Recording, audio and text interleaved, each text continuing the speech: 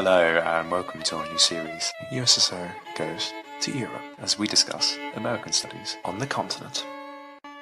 Hello and welcome to a new series here at USSO as we discuss career stories in American studies. In this series, we're hoping to spotlight some of the dilemmas, decisions, difficulties, directions that people working or trained in American studies have faced, getting jobs and finding employment and a place in the world inside or outside of the academy. Throughout, we want to be aware of the unique challenges facing the academic marketplace in the UK at the moment. Those kinds of difficulties have led many UK-trained PhDs to look abroad for employment, whether that be the US, Australia, or the continent of Europe. Today, we're going to talk to Michael Docherty, a postdoc at the University of Innsbruck, trained at the University of Kent, who made that kind of step. I'm joined today also by Aya Oxman, USSO's book editor. Aya, first of all, good morning. You made this kind of journey, but in the reverse direction, moving from an undergraduate degree in Salzburg in Austria to master's and PhD degrees in Scotland at the universities of Stirling and Edinburgh. How did you find making that transition internationally within the chaotic and idiosyncratic world of academia? Well, it's been unique to say the least. It did help that I had lived and studied in Ireland for a while before moving to Scotland. So Scotland didn't feel as alien as it may have done. Otherwise, had I lived somewhere in England, had I moved down south to England, for example. I'm one of the many unfortunate people who did not get funding for her studies, and I had to work full-time besides my studies throughout all my degrees. This potentially would not have been necessary in Austria to the same level, because tuition fees annually for my undergraduate literature and linguistic studies were less than €400 per annum, which I could pay over the year in 3 or 4 different installments, I think. And I actually just checked this morning. The current tuition fees in for EU students amount to €363.63, and for non-EU citizens, tuition fee amounts to €726.72 per annum, which is the same amount for Innsbruck, Vienna, and Graz universities, the ones I checked. So it made me wonder whether this was a nationwide standard, and turns out it is. As of January 2013, there was a publication of Federal Law Gazette, Bundesgesetzblatt, that the fee is no longer payable to the universities as an autonomous bodies, and the new regulation applies to all universities in Austria. In addition, the students have to pay a student union fee of about 20 to €25. So it still amounts to less than 400 a year if you're EU and less than 800 if you're non-EU. My studies in Scotland have been roughly around 5,000 annually. Granted, I can also pay them installments, but that doesn't make much of a difference when the amount of totals to something so huge. However, it would have been 2-3 times that amount had I gone to an English university anywhere in London, for example, which I had contemplated. So why am I talking about the fees when you ask me about the move? And what it comes down to for me is the concern over finances, which has a huge impact on work-life balance, for example. In Salzburg for years, I was able to be the assistant to the director, Michael Docherty, with the English drama group of Salzburg, an English-speaking amateur theatre group, which was the pride and joy of my days, as much as it was a pain in my behind at times. Even though Scotland definitely has a better deal for higher education than down south, going back to Austria, however, is something I still very much think about, or Netherlands maybe. Pay plus quality of life combined, not in sacrifice of one over the other, is a big bonus for me. Anyway, enough about me. Today we're here to speak with Dr. Michael Docherty. Michael is a postdoc working in the Department of American Studies at the University of Innsbruck, where he teaches courses in American literature and culture. He received his BA from Oxford and his MA and PhD from the University of Kent, graduating in 2020.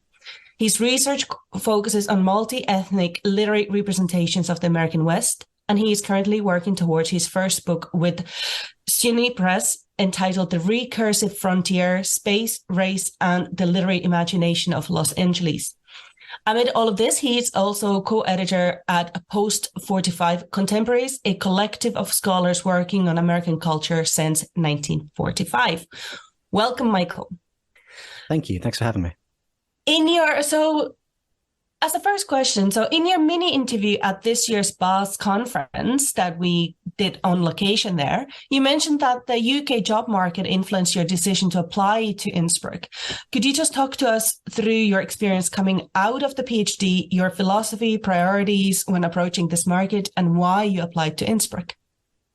Yeah, sure. I mean, as I recall it, in my kind of final year when I was still doing the PhD, I had a kind of a run at the job market in the way that most people do.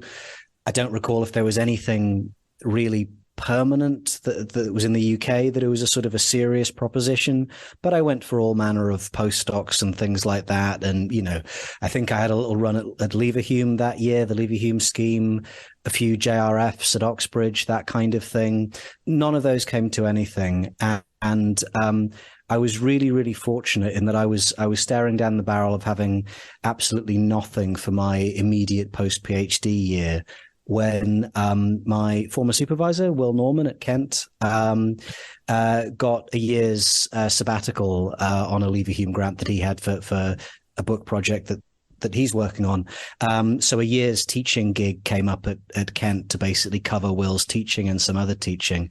And I was in the kind of that fortunate position of being the internal candidate, where I think kind of everybody knows that there's a kind of unspoken, whether this is supposed to be the case or not, but it does feel like it gives you some degree of advantage. So I had that for the year after my PhD.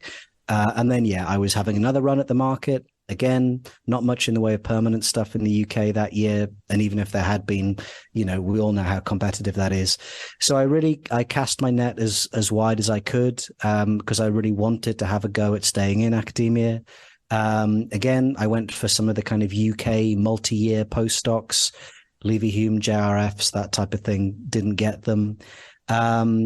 And there were a few things I applied for that kind of I got a bit further in the process with. Oddly enough, if we're talking about moves overseas, the gig that I got closest to, apart from this Innsbruck one, was there was a tenure track job going in American studies in a university in Tokyo, and I got down to the final two for that. And in a way, I was quite glad not to get the offer, because it would have been an even bigger dilemma in terms of moving abroad, culture shock, et cetera, than this job. Then the Innsbruck thing came up, but it really was to a large degree casting my net as wide as possible, because there seemed to be so little available on the UK job market. And we all know there are fixed term postdoc opportunities in the UK as well as permanent things, but they're so competitive and clearly, this is not to say that people who've got those are undeserving, because of course they're deeply deserving. But I think, anyone who gets to a certain stage in those schemes has a project that's good enough, and it's to a degree a lottery who's going to get one. So that's why I decided I had to kind of look further afield if I wanted to kind of stay researching and teaching, which is what I wanted to do. Yeah, great. Thank you. It always stands out when talking to people, particularly in this career stage, how much of this is chance and how much of it is unplanned. Obviously, we don't want this to be kind of a bleak summary of the current UK job market, but to talk about kind of maximizing your opportunities when you're applying to Tokyo and Innsbruck and all those kind of settings, that must have been a quite interesting process. I mean, did you cater your admission materials, your application, to requirements for those roles? As far as possible, yes. But I would say that's one of the things that, I mean, clearly it worked out because I got this job, but it was one of the elements about casting that net wider that I found most difficult, in the sense that I find it's very difficult. And it might be different if, say, somebody who works in an institution overseas or whatever. But I had very little sense of kind of what are the differences in the institutional culture that I should be trying to kind of play to or tailor towards? If I was applying to UK universities, I kind of know, okay, that's a very teaching focused uni. That's a very research intensive uni. That's a uni that has a particular kind of intake. This one has a different one, small department, big department. Overseas, just the way things are taught, the way things are structured, the way universities are organized, I found that much kind of trickier to situate myself in. So, I did what I could in terms of research, just obvious things like reading the websites of the departments I was applying to. I didn't, there's kind of any magic secret to that, but that was a challenge to kind of, in some ways, acknowledge to the people that you're applying to that that you don't fully understand their institutional culture without making it sound like you're completely clueless. Like, I don't think you want to sort of try and blag it and make it seem like you're an expert on Austrian academia if you're not, which I wasn't. I'm still not. But yeah, you want to show that you've made some kind of effort to understand how universities work in another culture. Yeah. And did that come up at the interviews, for example? It did come up in my Innsbruck interview. And actually, it was an area where I'm not sure if I had entirely fully understood the local difference. And I obviously gave a sufficient answer to the question, but I didn't feel like it was a massively informed answer. There's a course that is very commonplace here, where students will kind of take an exam based on an extensive reading list. So there is an element of it's not rote learning in the way you might do for like an A-level exam or something, but compared to, say, a very coursework heavy UK system, and it's still fairly coursework heavy over here, this notion there's this big capacious reading list that's kind of the Bible that students have to immerse themselves in, and they will have to pick a number of texts from it at the end of their course to be assessed on. And I was asked a question about kind of what would you add to our reading list, and I didn't fully appreciate where that course sat in the context of the curriculum at that time. Now I do. I'm going to be teaching it next year, so I ought to. But yeah, that was one where I kind of felt like I was on shaky ground. And I think that can come up. And, I don't think there's any harm in explaining in that situation that, you're answering the question to the best of your ability, but you don't necessarily appreciate the full kind of nuances of the context. Yeah, that's great. Thank you. I was just wondering if I may continue on that just slightly before we move on to the next question is what for you was the biggest difference between the UK application and the Austrian? Because in my knowledge, I know Austrians are very heavy on having been published widely, and they're going to put a lot of emphasis on that, regardless of what academic position you're kind of looking for, whether it's teaching or research. They want you to show and prove that you've done all of this.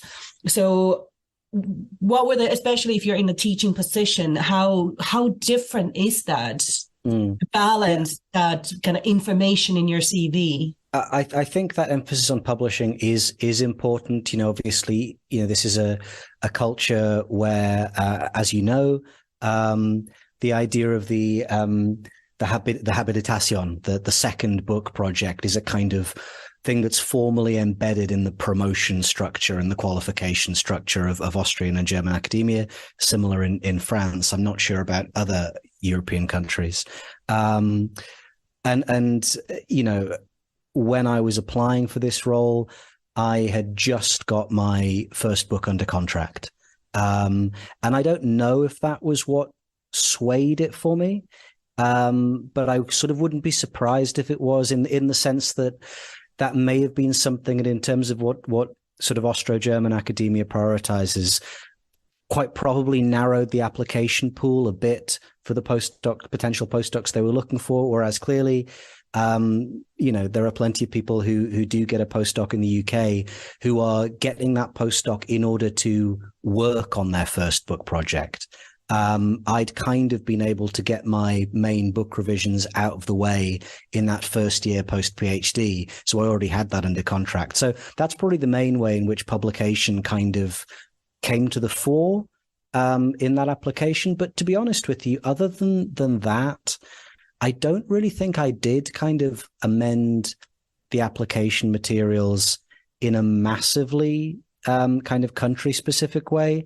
I did very much, I'm sure this is something that, listeners will empathize with, that work in a discipline like American Studies that kind of contains subfields, and kind of, are you locating yourself as, say, a literature scholar or an American Studies scholar? And clearly this isn't just an overseas thing, it's the same in the UK. But I was very aware that I was applying to an American Studies department, and that, yes, I would be pitching myself as someone whose primary expertise was in literature, but I wanted to be able to show, in terms of my teaching expertise, in terms of my publication expertise, that I've taught, film, I've taught history, I've taught kind of broader cultural topics, and that I could evidence that.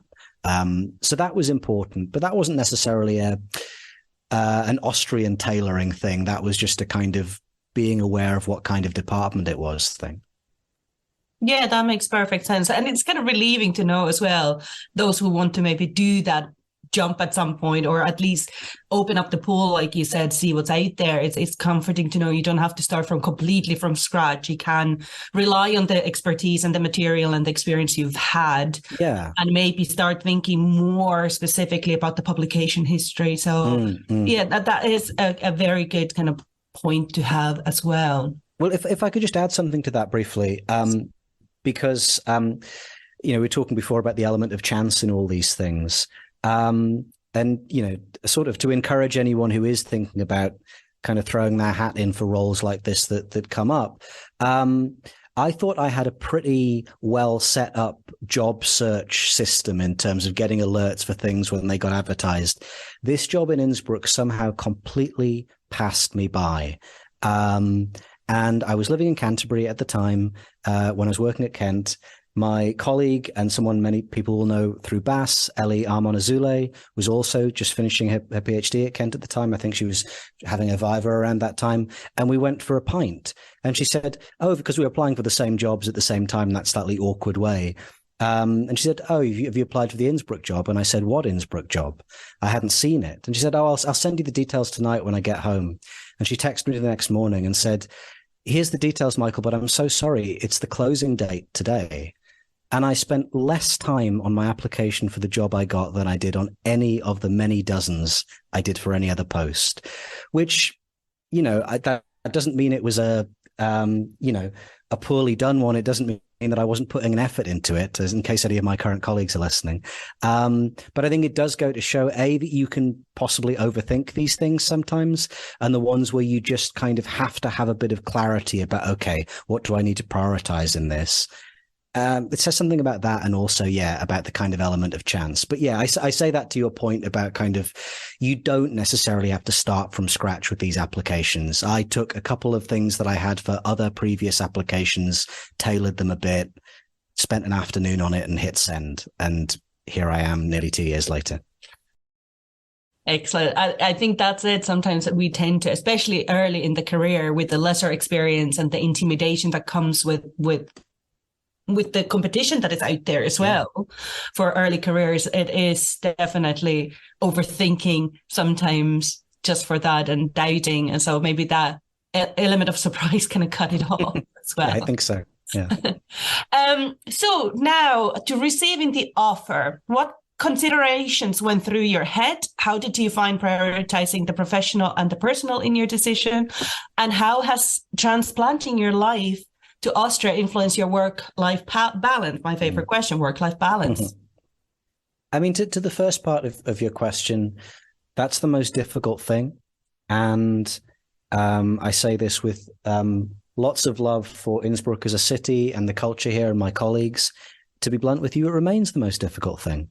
The social sacrifices that I've made to come here and kind of restart my life in some ways at quite some distance from friends and family and all the rest of it. And,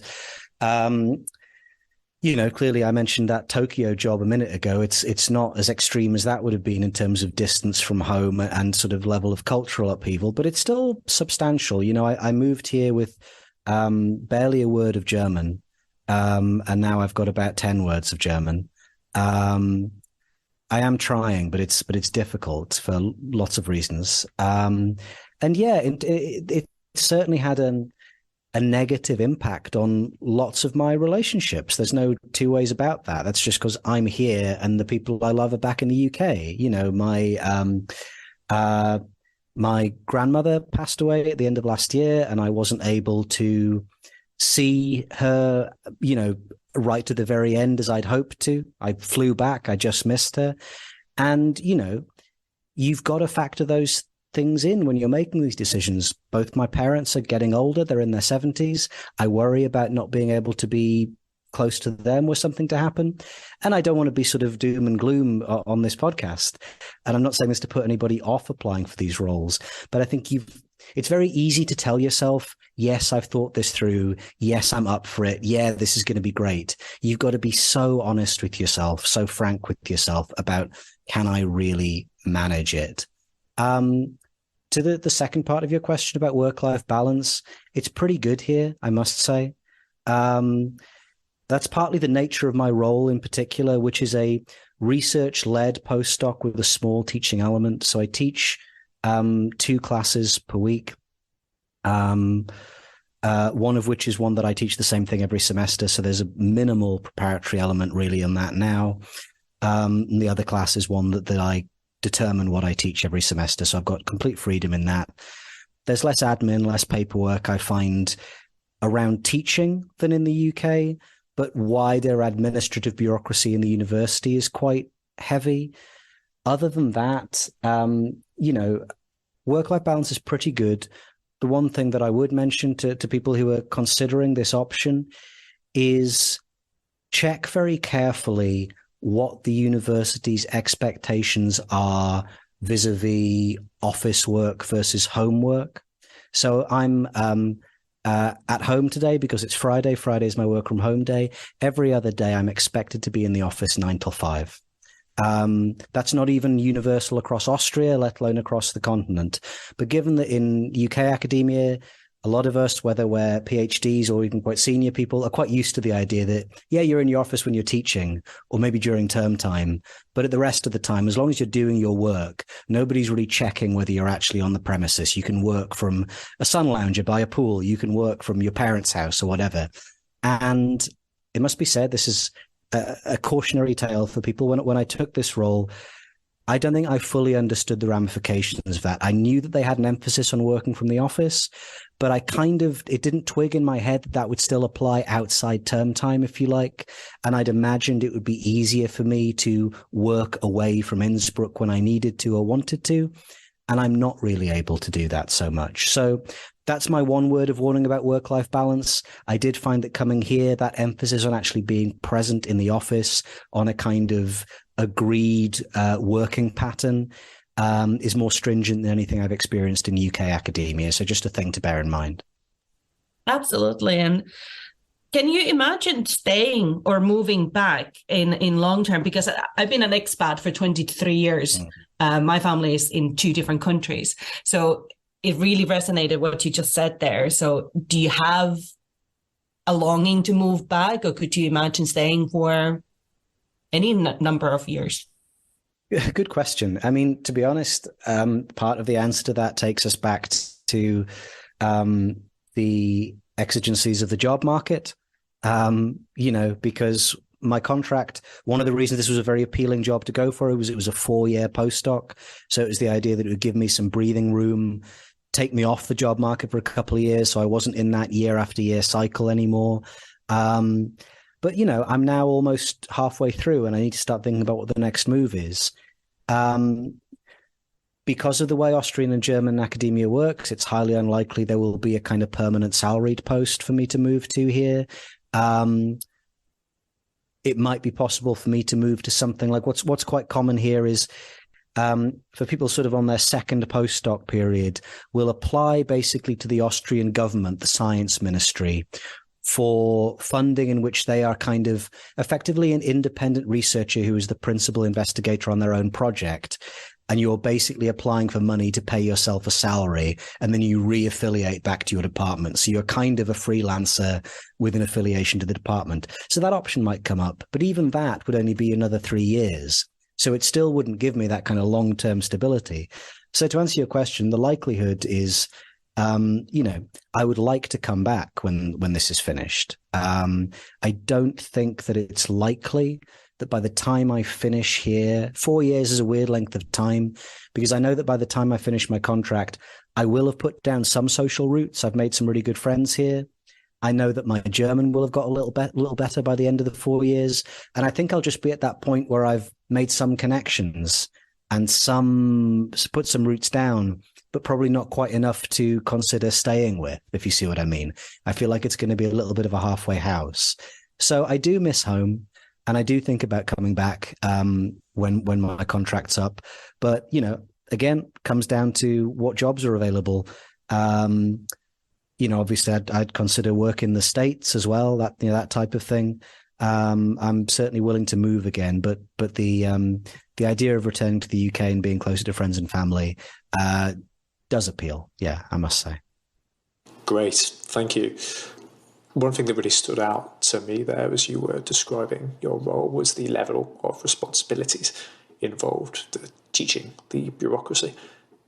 Maybe that mitigates against the tendency of some postdocs to feel a bit adrift, a bit between the PhD and the full-time faculty, a bit not quite knowing where they stand within the department. Obviously, being in the office 4 days a week, that must have brought a level of familiarity with your colleagues in the department. How have you found getting a place, making your place within this department, given the language barrier? And what have you learned from your colleagues at Innsbruck? Sure. I mean, first of all, my colleagues are great, all of them. I get on with them very well, and they're a lovely team. And I'm not just saying that in case my boss is listening. Hi, Christian. The one thing to bear in mind here is when I started here, it was the autumn of 2021, and Austria still had quite serious COVID restrictions at that point. So yes, we had to go into the office at that point, but basically there was no socializing in the workplace, and it was all indoor masking if you went into somebody's office, et cetera, which did make it more difficult to kind of get to know the people in the department, because there was just less of that culture of knocking somebody's door and let's go for a coffee, which I think was quite common in my department before the pandemic. And it's starting to get up and running again, but it's like people sort of lose that social muscle a little bit. In terms of sort of acclimatizing, there wasn't really much of a sort of formal induction process, because the department is pretty small and runs on an informal basis, but it runs almost entirely in English, which clearly is very helpful for me. I wouldn't really been able to get by otherwise, although perhaps I might have had to work harder on my German if it had not been the case. I suppose to your kind of point about sort of postdocs feeling that kind of alienation, I can't say how universal this is, but one of the nice things about coming to a place like Austria to do a discipline like this is most of the departments you're likely to be in as an American Studies scholar are small. This may not be the case in Vienna, perhaps. I know Salzburg has a bigger department than ours, but generally Austrian universities for American Studies, it's a relatively small subject with small departments. So that means I get to know my colleagues very quickly on a kind of very friendly basis. And it also makes for a pretty flat hierarchy. I do know who my kind of superiors are in the structure, but really we're kind of all mucking in together. And similarly, in the office next door to me are two postgrads, two PhD students, Sandra and Johannes, who are both great. And, they are very much treated as part of the department too. They teach in much the same manner that a GTA would teach in the UK, but certainly compared to when I was a GTA, it really feels to me like they're treated as staff members who are working on their independent research projects, which happen to be the PhD, as opposed to you are students that we're leaning on for a bit of cheap teaching, or we're begrudgingly allowing you some teaching for your CV. It does seem like a much closer integration of the people at the different career stages. I'm sure that's not universal, but I do think it's helped by the fact that it's just quite a small, intimate department. So there's an advantage to that. Great, thank you. That's a really interesting answer. One last question as we come to the end here. You talked a wee bit earlier about your plans for after Innsbruck. Wherever those plans may take you, how do you think this experience has shifted or changed your attitudes to academia and your place within it? I mean, I'm thinking particularly watching former PhD colleagues make their start in the UK academic system with all its quirks. How does that look from the outside? How does that look from Innsbruck? I mean, I don't want to sound sort of vulgar here, because I don't think anybody goes into academia to become wealthy. But just in terms of kind of problems in UK academia with pay and reward, and how poorly paid on an international scale British academics are, or academics in the British system, I should say. Coming here was a real eye-opener. I'm a postdoc, and I know that I'm earning more than some colleagues in the UK who are substantially more senior than me in their career stage. And that's not to say that I'm earning a stupid salary. It's to say I'm earning what people with a very specialist qualification and a lot of expertise and knowledge ought to be earning. And I know we like to think that we're all very high-minded and not motivated by these kinds of mercenary things in academia, but it is worth thinking about in terms of your quality of life. I mean, Austria has a high cost of living. Innsbruck has a very high cost of housing. So to an extent, it balances out. But nevertheless, I still have more disposable income in my pocket at the end of the month than I possibly would have had staying in academia. And it gives me pause about coming back to British academic jobs, because I would find it very difficult in terms of, would I have to move back into a shared flat, for example, which on some, starting lecturer salaries in a lot of British cities is something you would have to consider at this point. So that's probably my main takeaway, is simply there is a level of reward and respect for what we do as a profession here that I think is sorely lacking in the UK, and obviously the UCU who are trying very hard to fight that at the moment, as our colleagues on an individual institutional basis. But yeah, that's probably my one single takeaway from what it's kind of taught me looking back at the UK from overseas. Yeah. Yeah, that's great. Thank you very much. I think that's on the top of all our concerns in the UK and elsewhere, to be honest, anywhere in academia at the moment. So it's useful to get that perspective. And thank you for talking to us today and talking through your lessons and experiences. So thank you. Thank you so much, Michael. That's very eye-opening.